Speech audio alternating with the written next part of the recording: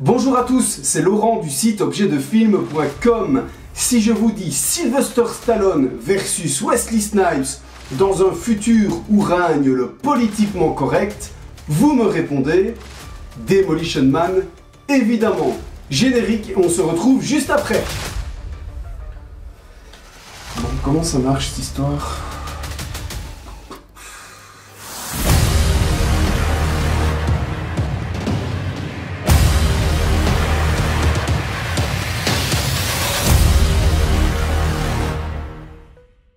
Demolition Man, c'est quoi? C'est l'histoire d'un gentil flic, interprété par Sylvester Stallone, et d'un méchant gangster, interprété par Wesley Snipes. Tous les deux vont être cryogénisés en 1996 ou 1996, et vont se réveiller dans le futur en 2032, dans un monde pseudo-parfait, où tout est beau, tout est propre. C'est en 1988 que le scénario de ce film fait son apparition pour la première fois, et au fur et à mesure, il va y avoir pas mal de réajustements et d'évolutions. C'est finalement le producteur superstar Joel Silver, à qui on doit Predator, L'Arme Fatale ou encore Piège de Cristal, qui va finalement tout reprendre en main. Pour réaliser ce film, Silver choisit l'inconnu Marco Brambilla, qui ne fera pas grand chose par la suite, si ce n'est la série Dinotopia. Dès le départ, tout le monde veut des visages connus pour ce film. Mickey Rourke était l'une des premières pistes, mais la vraie ambition initiale, c'est de réunir Jean-Claude Van Damme et Steven Seagal. Malheureusement, aucun ne voulant jouer le méchant, c'est l'impasse. Et finalement, Sylvester Stallone débarque dans le rôle de John Spartan. Lui aurait voulu comme grand méchant Jackie Chan, mais il va malheureusement lui aussi refuser le rôle de peur d'abîmer son image de héros.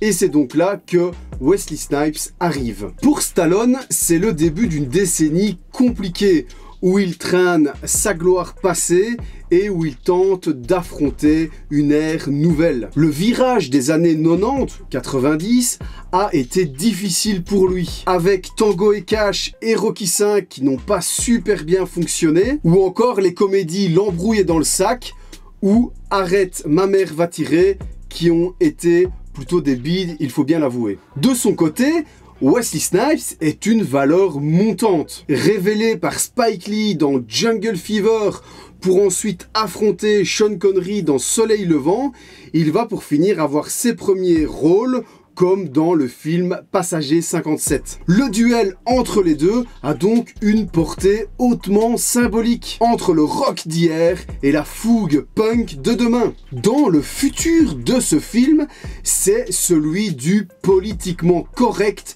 devenu dictature, et d'une forme d'hygiène suprême qui, tel un bulldozer, a tout écrasé pour l'individu. Celui qui ose dire un gros mot recevra immédiatement une amende via un distributeur automatique. Celui qui veut du sexe devra se contenter de la réalité virtuelle. Et celui qui veut fumer, boire un café, manger de la viande ou du chocolat devra faire sans. Los Angeles, San Diego et Santa Barbara, dans ce futur, ont fusionné pour créer une méga métropole qui s'appelle San Angeles. Taco Bell a remporté la guerre des franchises, si bien que tous les restaurants sont devenus des Taco Bell, en tout cas dans la version originale. Chez nous, ça a été remplacé par Pizza Hut, Taco Bell n'étant pas assez connu. L'argent a disparu pour laisser place à des crédits virtuels et les contacts humains sont réduits au minimum avec des gestes barrières qui sont devenus la norme. Les voitures sont électriques et silencieuses et les rues sont bordées d'arbres et d'espaces verts. Difficile de ne pas se dire que presque 30 ans plus tard, il y a énormément de vrai dans ce futur. Bien sûr, rien n'a vraiment changé.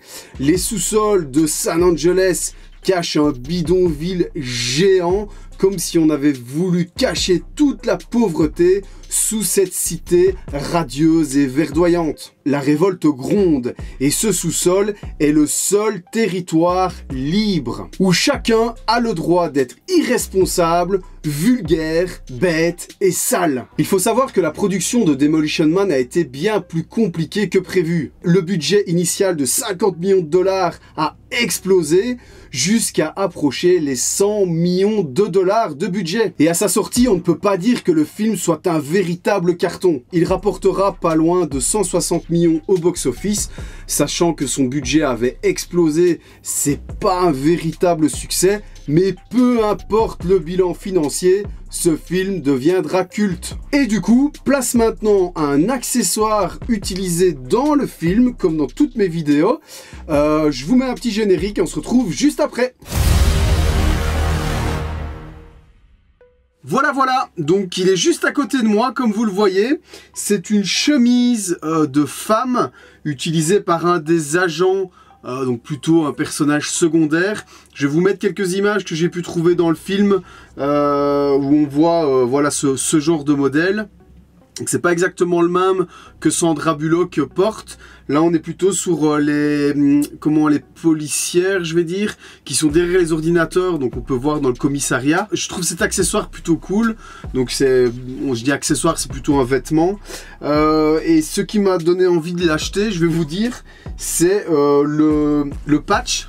En fait, où il est écrit San Angeles. Je trouve ça génial, en fait. Cette idée d'avoir recréé un nom de ville de méga métropole qui n'existe pas. Donc, je vais vous mettre quelques gros plans. Donc, on peut voir Order San Angeles sur le patch devant.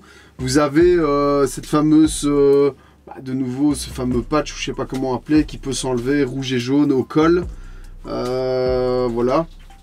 Qu'on voit sur tous les agents dans le film. Ici il manque l'épaulette, je pense qu'il devait y avoir une épaulette qui se mettait. Et alors sur la manche ici, hop, je vous mets un gros plan aussi, on peut voir San Angeles Police Département. Donc voilà, je trouve ça plutôt sympa. Alors c'est difficile à dire si elle a été utilisée ou pas pendant le film. Donc c'est possible, c'est aussi peut-être un vêtement en surplus qui était de côté si besoin pour... Je sais pas, un changement, s'il y avait un vêtement abîmé, j'en sais rien, quelque chose comme ça. Il y a toujours du stock en plus, évidemment, dans ce genre de tournage. Surtout sur des vêtements comme ça, très spécifiques, ils en fabriquent plus. Donc, utiliser ou non, difficile à dire. Il y a un name tag où on peut lire DEM F003.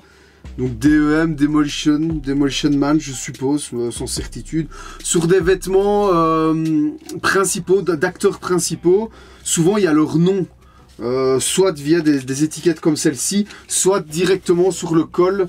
J'ai pas regardé, mais je pense pas qu'il y en avait ici.